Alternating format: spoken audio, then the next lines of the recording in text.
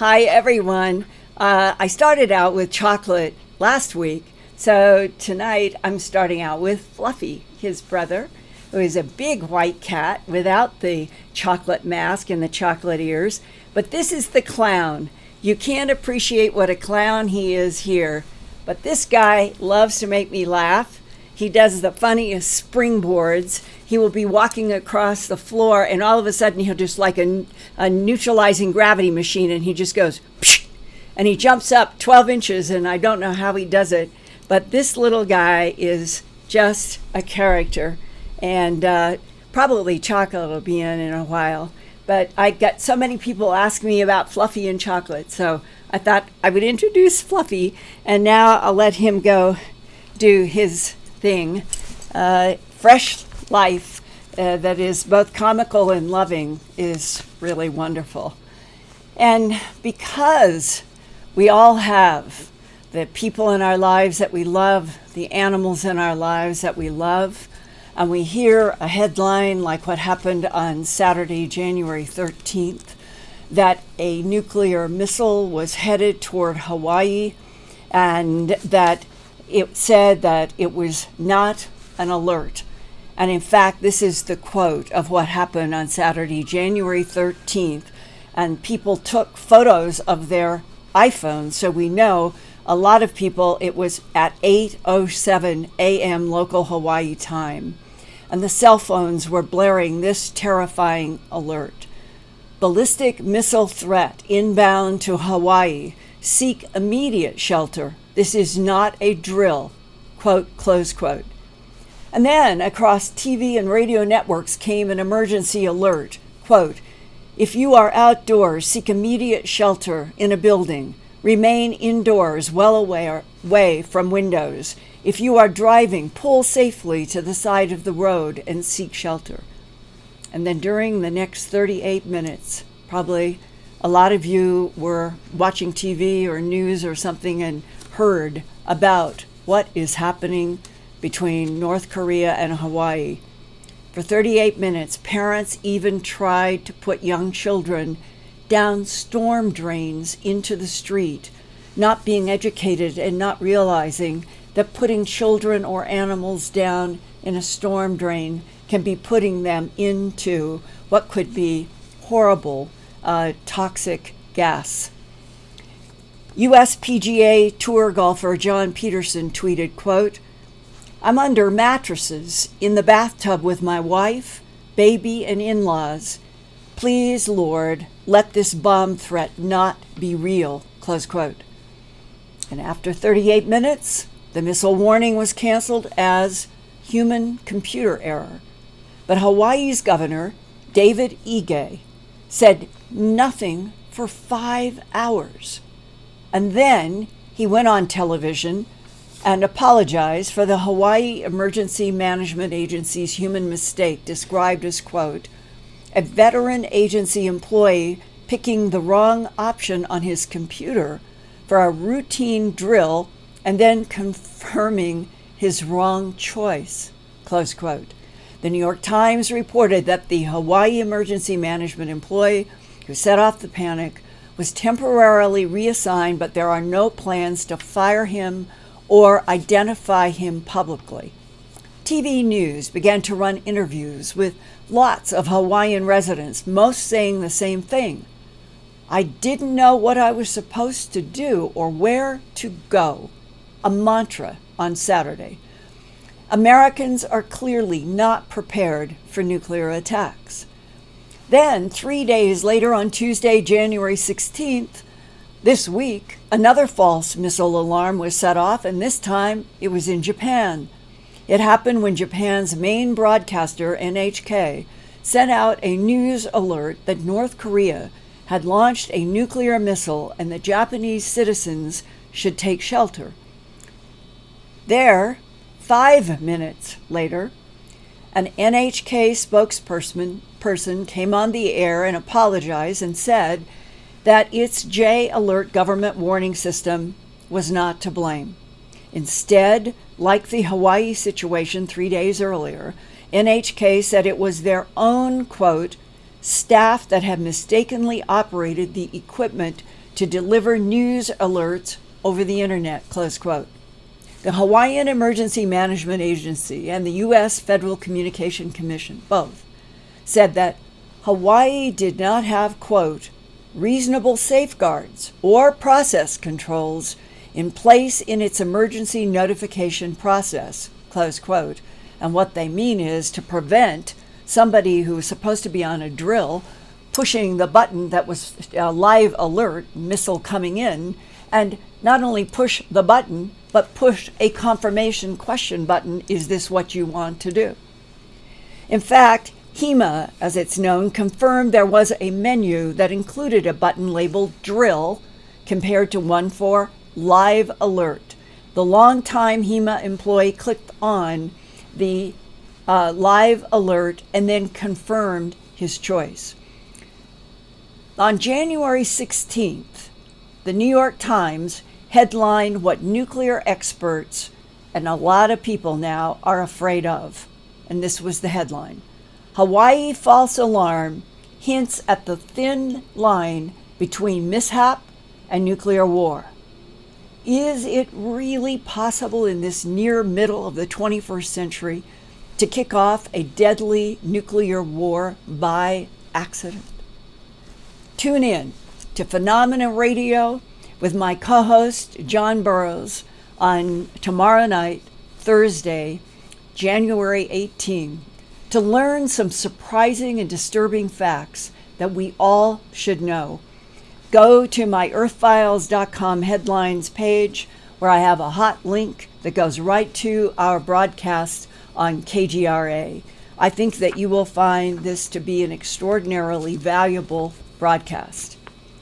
And now what I'd like to do is switch gears to something else that is current and is very important, but it ties to research that I was doing back in 1996. In addition to my work as a TV producer and a documentary filmmaker and writer, back then I was reporting about science, environment, and real X-Files phenomena in that early 1990s time period on the nationally syndicated program at the time that was hosted by Art Bell. We were doing weekly Sunday programs called Dreamland, which was a tweak of the government's name for Area 51 in Nevada, where allegedly inside the Papoose Mountains and deep underground are alien bodies and technologies and lots of scientists trying to back engineer and understand what alien technology can do and if they can operate it. So that's why we called it Dreamland, the radio show that we were doing. And several of my radio interviews back then had concerned, as they do today, research about these alleged extraterrestrial vehicles that had crashed in New Mexico and other places, and we're told a lot of them were taken to Area 51 and Wright-Patterson to be studied and back engineered, and that it did include bodies, both dead and alive, of non-humans. Well, it was April of 1996, and Art called me and said that he had received a letter that was postmarked from South Carolina and was signed "Only a Friend." And the first letter was dated April 10th, 1996, and it included several tarnished metal squares and some long pieces and some strange striated metals and various things. And Art took photos of what he had received, and he sent me a couple of the squares to investigate. And the letter that came with these pieces said, quote, I've followed your broadcast over the last year or so and have been considering whether or not to share with you and your listeners some information related to the Roswell, New Mexico UFO crash. My grandfather was a member of the retrieval team sent to the crash site after the incident was reported. He died in 1974, but not before he had sat down with some of us and talked about the incident. I am currently serving in the United States military and hold a security clearance and do not wish to go public and risk losing my career and commission. Nonetheless, I would like to briefly tell you what my own grandfather told me about Roswell.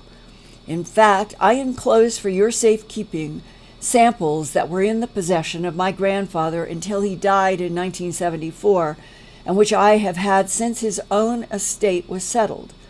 As I understand it, they came from the UFO debris and were among a large batch subsequently sent to Wright-Patterson Air Force Base in Ohio from New Mexico. Large batch meaning a lot of samples from a crashed UFO. In his fifth and final letter, received July 5th, 1996, this writer, who was an Army sergeant, finally quoted notes from his grandfather's journal, as he described it. And in the journal copies that he sent, it placed the impact site of this UFO at, quote, between San Mateo Mountains and Sierra Blanca west of Roswell, but it did not give a date. Well, Sierra Blanca Peak is about 70 miles straight west of Roswell. It's not between Roswell and Corona. And San Mateo Peak is another 80 miles west of Sierra Blanca, and between Sierra Blanca and San Mateo is the White Sands, then called Proving Ground and today called Missile Range. Magdalena and Socorro are at the northeastern edge of the plains of San Agustin, which runs along the western side, and they are north of the San Mateo Mountains, just to give you kind of a feeling in which the center of all of this between the mountains would be the White Sands Proving Ground.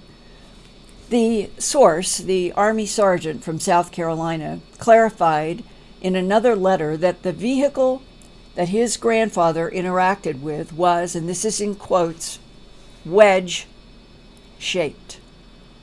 like a piece of pie, not circular, not spherical, not a cylinder, not a triangle, as much as a wedge, like a piece of pie.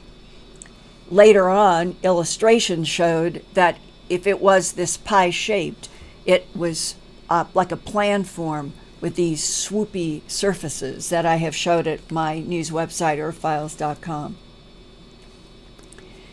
The South Carolina writer included the following highly strange description, based, he said, on conversations with his grandfather about the security team's efforts to retrieve this wedge-shaped craft and 3 non-human bodies, 2 dead and 1 alive.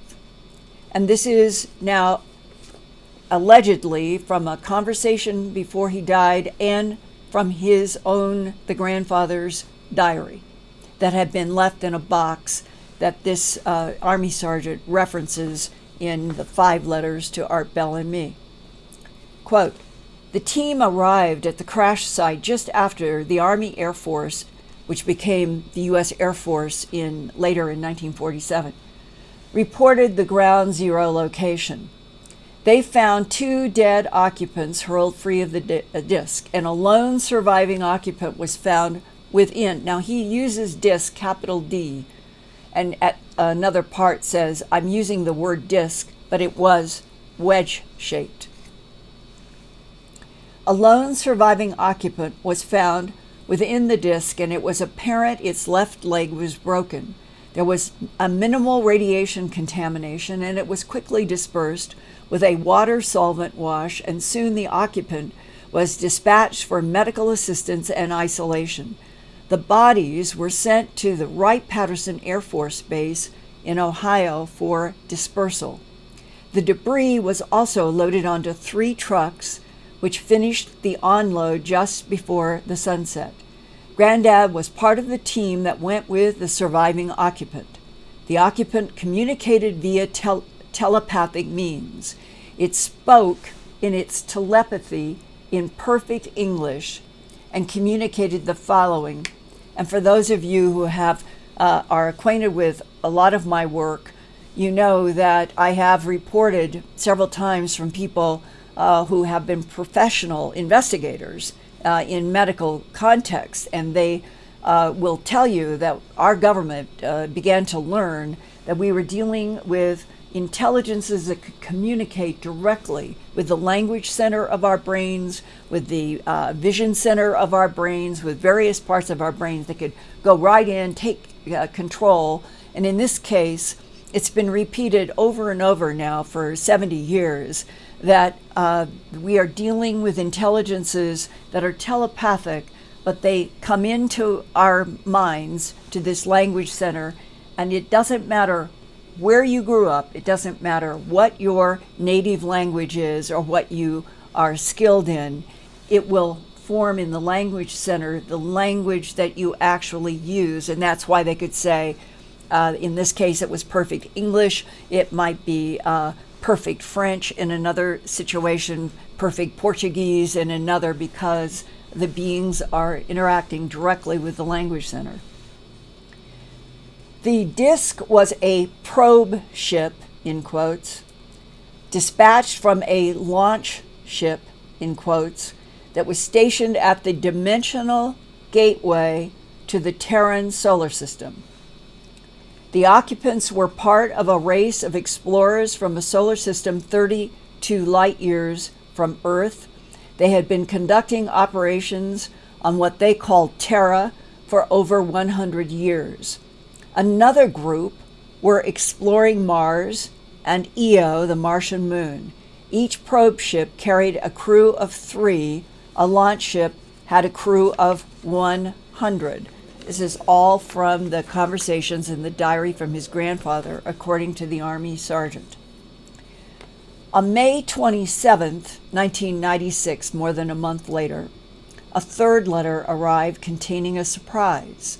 6 more pieces of metal that were very different from the aluminum, which I had been able to find out was 99.9% pure aluminum. I was dealing with people at Alcoa Aluminum, sent them, said we wanted to just find out what the analysis was on a couple of the squares, didn't go into any backstory about where and what the source of the squares. We got back this report that it was nearly 100% pure aluminum. But this letter that came later said, quote, I have listened with interest to the ongoing reports of scientific investigation of the samples by researcher Linda Moulton Howe discussing the testing of the aluminum. Actually, finding that it was nearly pure is precisely the same initial findings of Granddad's team. However, I neglected to include metallic samples of the exterior of the crashed Roswell wedge-shaped vehicle. I now include the enclosed and can only say that these scrapings came from the exterior underside of the disc itself. It literally was a shell-like shielding of the disc, brittle and layered, almost with a prefabricated design and placing. Keep in mind that these are the last of Granddad's samples. They have sat for years inside a closet with his personal effects. Because of certain concerns, I may not be contacting you on this matter. Perhaps I am paranoid, but I do have a family and career to think about. I hope you understand and hope these last samples are helpful. Of course, I will be listening. On July 5th, 1996, the fifth and the final letter from South Carolina source came, and by then I had been able to work with a professor at the University of Michigan, and we had been able to confirm that the new pieces that were alternating about 30-some layers of micron, 1 to 4 microns of pure bismuth that was solid black, with 100 to 200 microns of silver that was 97.6% magnesium and 2.4% zinc, like an alloy. And this alternated, think of a torte cake, about some 26 to 30 some layers. And so we had been able to identify that much. And I had been reporting every week with art on Dreamland, and by then we didn't start doing coast to coast until 95. So this was in the spring of 96, and I was doing reports on Coast to Coast AM as well. So when this July 5th letter came, I had been reporting pretty much what I'm reporting to you tonight. And this is what he said was directly copied from his grandfather's journal. Quote, "The sample extraction, meaning the bismuth magnesium zinc layered material, radiated light for a full 3 hours, originally located on the central underside of the wedge-shaped disc. Speculates some type of shielding to enable the craft and the crew to survive accelerated entry into the atmosphere when the craft was experiencing uncontrolled descent.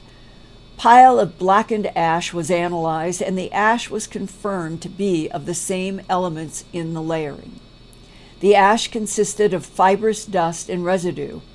All of this was bagged up, and the bags were tagged, and they were placed into metal footlockers, and the initial examination of this metallic dust was conducted at the New Mexico Institute of Mining and Technology.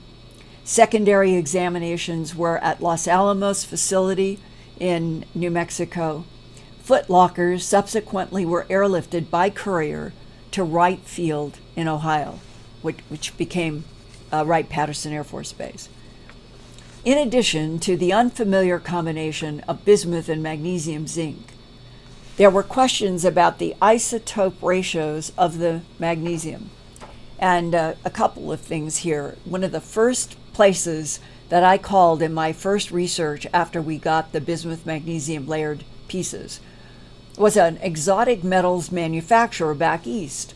And when I explained to him what our examination had been at the university and that this is what we had, I remember he laughed, almost scoffed, and said, "Nobody can put bismuth, pure bismuth, with magnesium zinc. It won't stay. There is no way that we could ever do that." And so he was scoffing, and yet we had university analysis on energy dispersive spectroscopy and wave dispersive, and later I went to Carnegie Institute in Washington, and we were able to confirm that the bismuth layers were pure bismuth.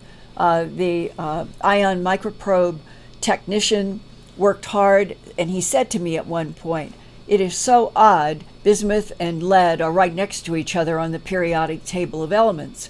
And he said, "I don't think I've ever seen before where I had nothing but bismuth. I cannot find any lead. I can't find anything else in these pure bismuth layers that were sandwiched with the magnesium zinc." Well, we decided that we would I was there for 7 or 8 hours there in his lab with this ion microprobe, one of the only 2 in North America at the time that could do an isotopic ratio analysis of the elements that we were dealing with. So he subjected the magnesium zinc layer to a certain level and the bismuth to a certain level. And what we ended up with was magnesium 26, 11% more of magnesium 26, which then is found on Earth. There's magnesium 24, 25, 26. But he wrote that it wasn't, at 11% wouldn't put this into an extraterrestrial planet. It was unusual. But the most unusual part of that work at Carnegie Institute was that he did this many times because he was puzzled. He would find that the bismuth magnesium layered material would emit 60 times more positive ions than the control magnesium that he had as a baseline for comparison. Now, I am now working on this again in 2018, and I am working with people where we're going to be looking at very specific frequencies and their interactions with this bismuth magnesium material.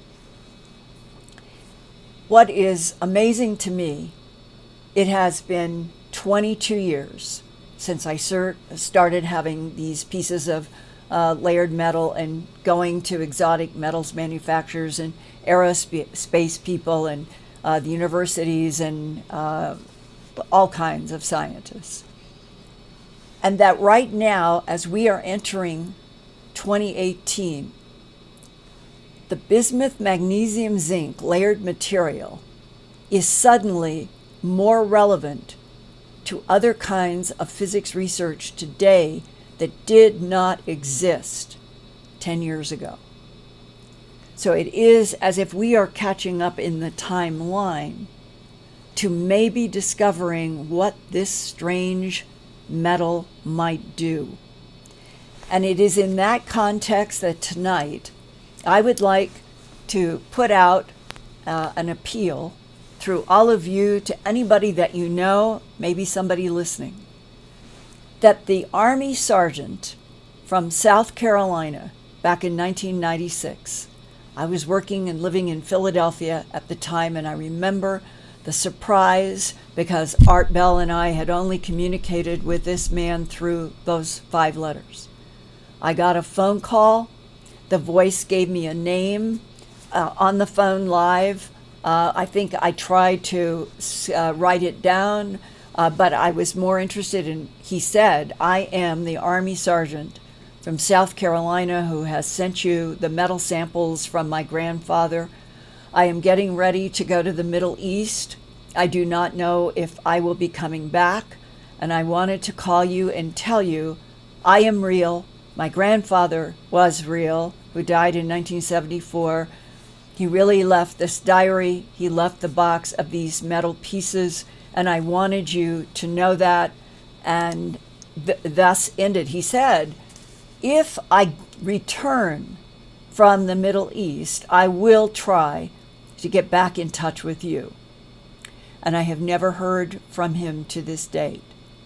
But I was talking with a physicist this past week who thinks how important it would be if this man who sent the letters, sent the metal pieces to Art Bell and me back in April through May to June of 1996, if you are listening or if you are out there, maybe somebody listening might know of you, I would very, very much like to reconnect. And there are even more important pieces of the research now than there were in 1996. And we might be able to go further if we were able to make contact with you.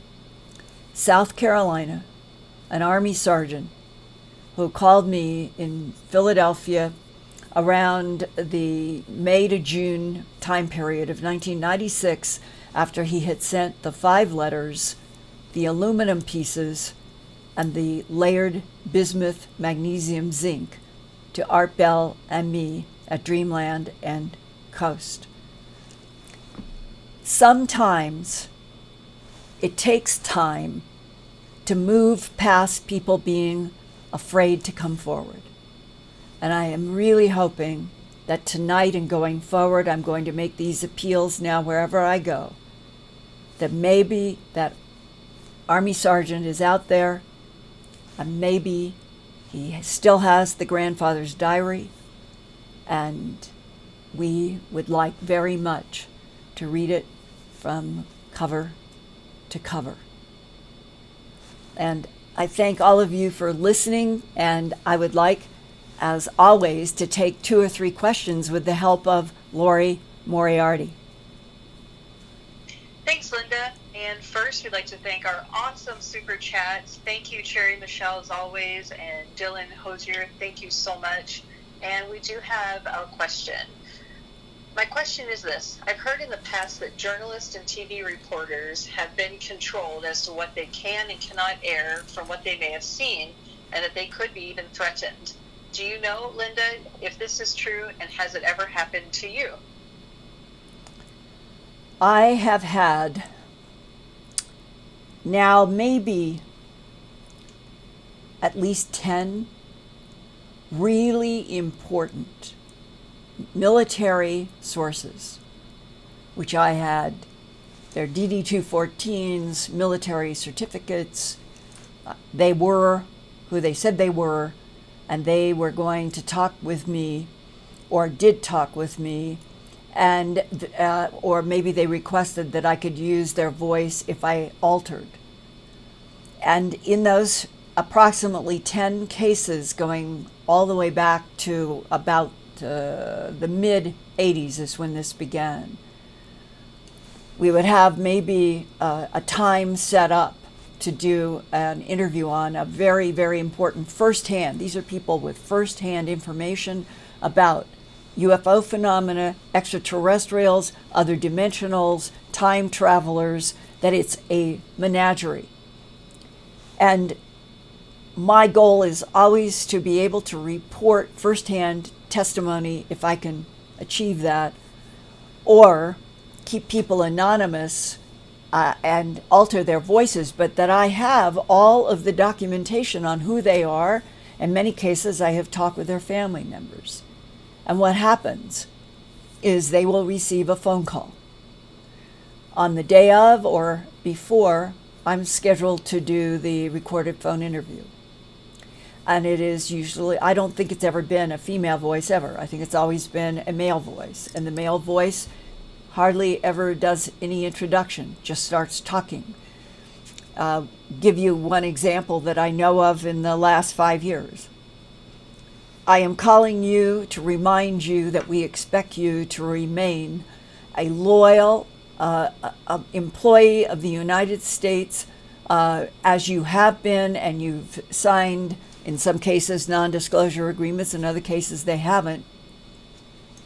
And we are ordering you to not talk to Linda Moulton Howe. Not now and not ever. And sometimes they hang up. Sometimes the person can say, "Who are you?" and they hang up. But this is a pattern. It is a pattern of intimidation.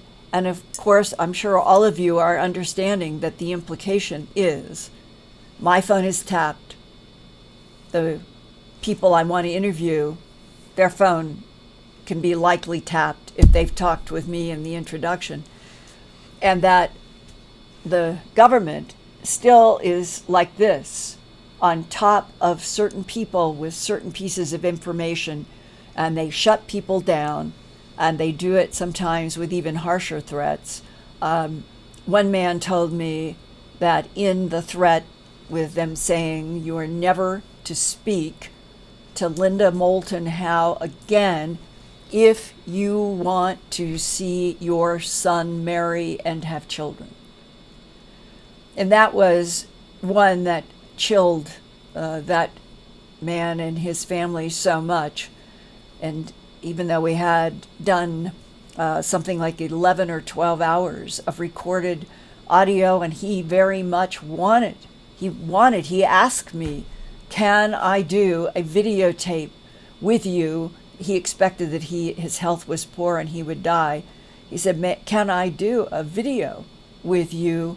And I said, yes, we could do it.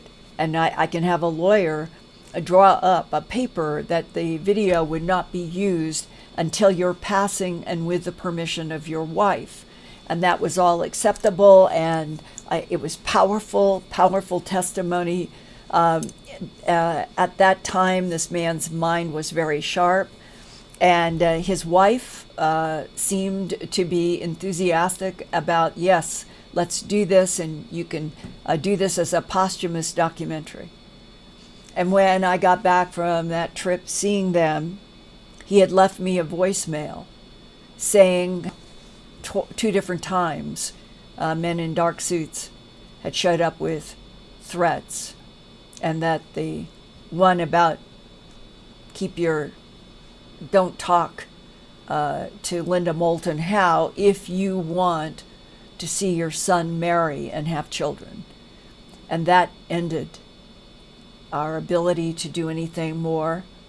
It was sad. I could argue it's probably just a threat and nothing will happen. But if you put yourself in the shoes of people who have government agents show up at their door, they come to the door, or they come to a doctor's office when they know the pattern of a person's life, or they show up next to a car in a supermarket. This has happened. People are vulnerable, and agents and counter intel have been operating very strongly through World War II to this day. And they understand that when they make specific threats to people who have served in military positions, depending upon what has been signed, and sometimes even if non-disclosure agreements have not been signed, people back off.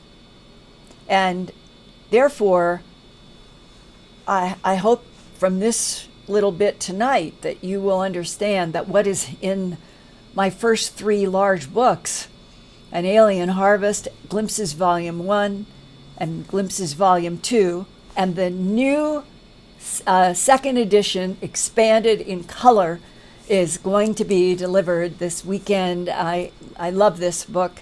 It has what we're talking about right now. It has real facts, real truth from people who have served in our military. It has lots of other pieces, but there's a huge military voices section. And I know these people, and even though in most of the cases I have not been able to identify them, I know how valid the material is, and that one of the, I guess in a way, it's a bit of a surprise, is that I'm working right now on a conference presentation that I'm going to be doing in 2018. And it's about military whistleblowers. And the depth and the breadth of the information now ties directly to the men who have talked to me in the 80s and the 90s and the early 2000s. And it's all beginning to weave together into a much more coherent picture, as if everybody's been telling their pieces of firsthand experience and truth. And I have been trying hard to weave it into pictures of what the bigger truths and realities might be. And I am a bit stunned by what I am beginning to see in the big picture.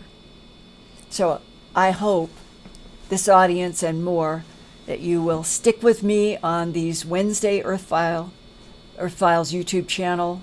I'm going to call it our discussions together.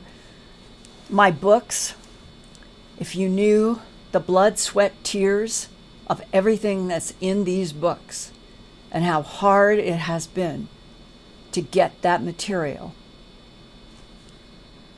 you, I think, all of you who are really interested in the truth about an alien presence here throughout the solar system, beyond in the Milky Way galaxy, that it is not a Star Trek, it is not science fiction. This is the next big revolution on this planet. And it goes far beyond. We're not alone in this universe. And on that, I want to thank you on behalf of me, Fluffy, and Chocolate. And I won't see you next Wednesday because Lori and Michael are going to be doing something on the road.